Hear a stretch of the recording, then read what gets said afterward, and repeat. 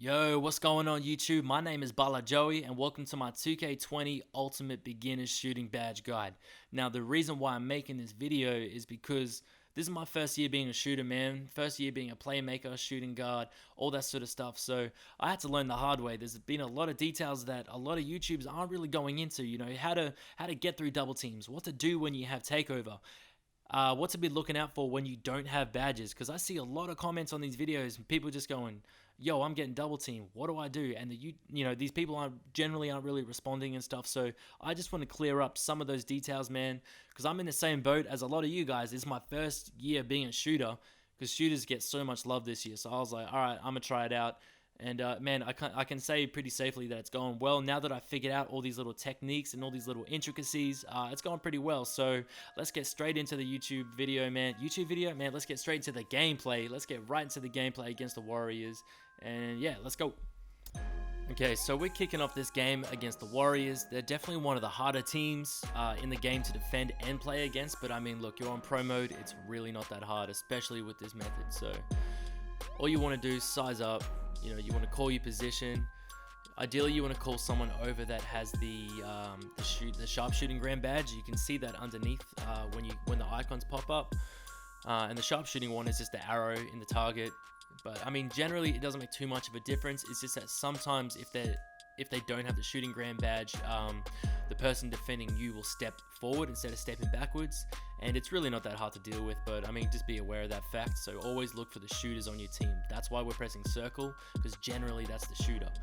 So let's just watch this back in slow-mo. I'm clicking L1, R1. I like to do it early because it'll come in handy later when we start getting double teamed. So I'm just calling him over. I just went real deep just to make sure I had space.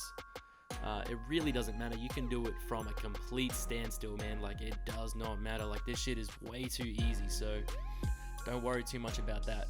Now, I got range extender and hot zone hunter. Hot zone hunter is huge in MyCareer. And just for the record, just so you know too, hot zone hunter, all those hot zones that you earn in MyCareer, they transfer over to the park as well. So I know it looks like it doesn't when you go through the actual settings, but trust me, it does. So just keep that in mind as well. Now, we just want to go with a half-court trap there, just because it's just going to make everything go quicker. You're going to get more possessions, therefore more points, therefore more XP and rep. So don't really worry about them scoring, because I mean, if you're pretty much coming down the lane every single time, coming down the court, sizing up, shooting, it's really not going to matter, because we're scoring in threes, they're scoring in twos. Yo, so I know a lot of you guys would have seen videos on this before. You've all probably seen it a million times, but it can't hurt to be thorough. So right there, I didn't green the shot, but I got a full white. But the reason why that shit went in, man, was because I got all the badges. I got silver Deadeye, I got Hall of Fame range extender. Everything helps. You just need to get that position, like the open space. You need to just create it. So that's all we're doing. The size up, I just like to do just because it looks cool. But man, as soon as you let that shit fly, especially in front of Curry and like players like that who can't really play D, man, it's going in every single time, all right? So bang, bang, size up, Kobe, size up, bang. That's a wide, that looks like a miss. That's a miss, man, but you think I care? No way. Because we got Curry back. I see him pick it up there. I just jump, bronze intimidator. He's missing every single time.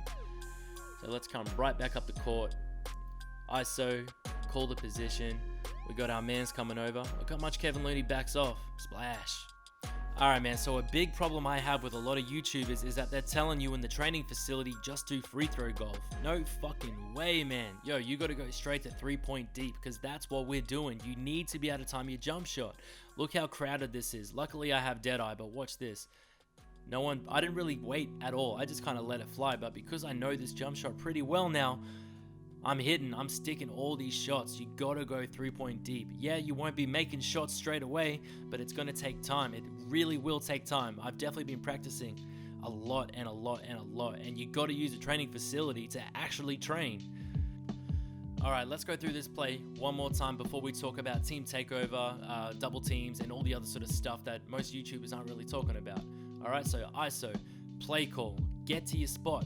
Or you can get to your spot, then ISO and play call. It does not matter, man. Just don't lose the ball. Alright, so my man's coming over. I'm sizing up like Kobe. Now watch, as soon as D-Lo hits that screen, he's backing off.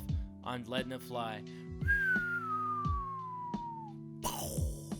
It's that simple, man. Now I got team takeover. I've got 24 points and we've already got team takeover, and all I'm doing is shooting. Like, that's not easy to do, so you know that this technique works. Alright, so a big mistake people make with takeover is they go, alright, sweet, I got takeover, I can't miss, I'm a shooter. Not true. If you don't have badges and you're taking wild shots, that shit will not go in.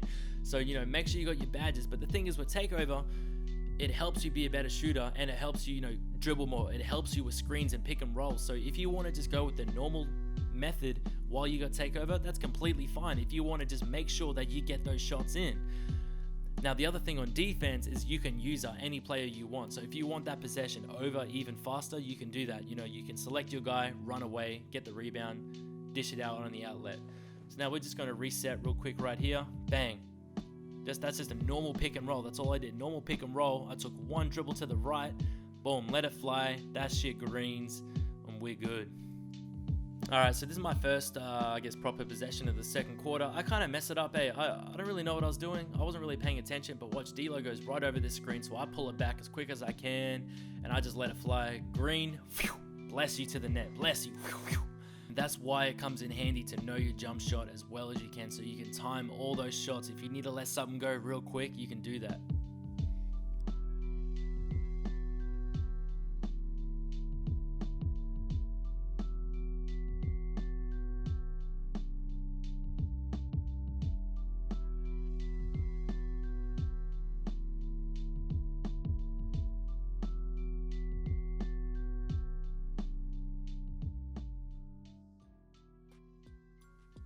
Alright, so we just got the rebound. Now I'm coming down the court. I'm like, alright, I'm going to set up, slow it down. But then I realize I see Draymond Green coming over. So I'm like, oh man, I'm about to get double teamed for the first time this game in the third quarter. So what do?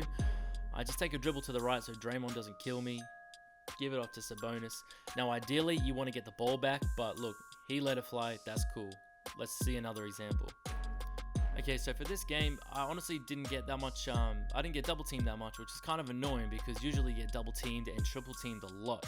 But I mean, so I wasn't too sure. We're at the end of the game here. So I call the play.